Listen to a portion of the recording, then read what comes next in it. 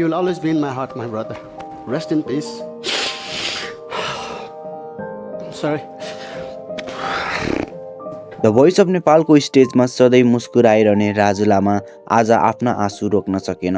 गीत एउटै थियो, तर त्यो गीतले बितेको सम्झनालाई फेरि जिउँदो बनाइदियो। Hello, New York, Toronto, Dallas, Minnesota.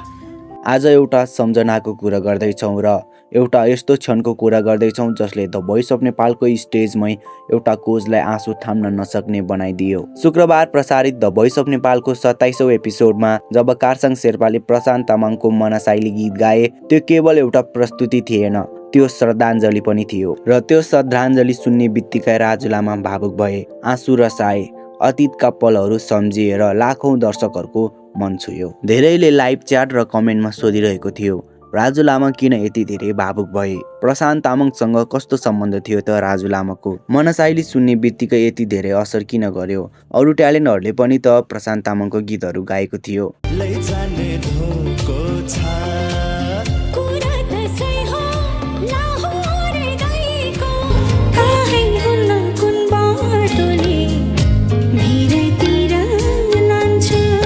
त्यसैले आजको यो भिडियो हामी सम्मानका साथ एउटा सुन्दर सम्बन्धको कुरा गर्न आएका हौँ। प्रशान्त तामाङ यो केवल एउटा गायकको नाम होइन, यो सङ्घर्षको नाम हो र सपनाको नाम हो। नेपाली सङ्गीतमा आफ्नै शैली, आफ्नै आवाज, आफ्नै पहिचान बनाएका कलाकार। उनका गीतहरू केवल सुन्ने मात्र होइन, महसुस गर्ने खालका थिए।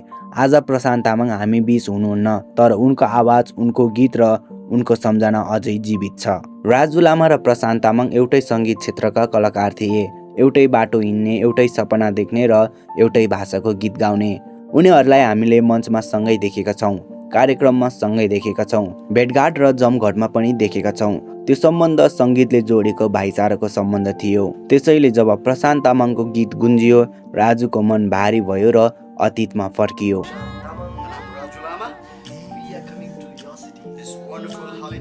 कार्साङ शेर्पा स्टेजमा उभिन्छ र गीत सुरु हुन्छ मनसाइली। केही क्षणमै स्टेजको वातावरण बदलिन्छ।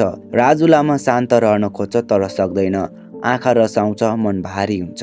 त्यो क्षणमा कार्साङले गीत गाइरहेको मात्र थिएन, श्रद्धाञ्जली पनि दिइरहेको थिए। राजु मात्र होइन, स्टेजमा बसेका अरू कोचहरू पनि त्यो भावनामा जोडिन्छ। राजु निकै भावुक भएर आँसु नरोकेपछि अरू कोचहरूले सम्झाउँदै सम्हाल्न खोज्छ राजुलाई।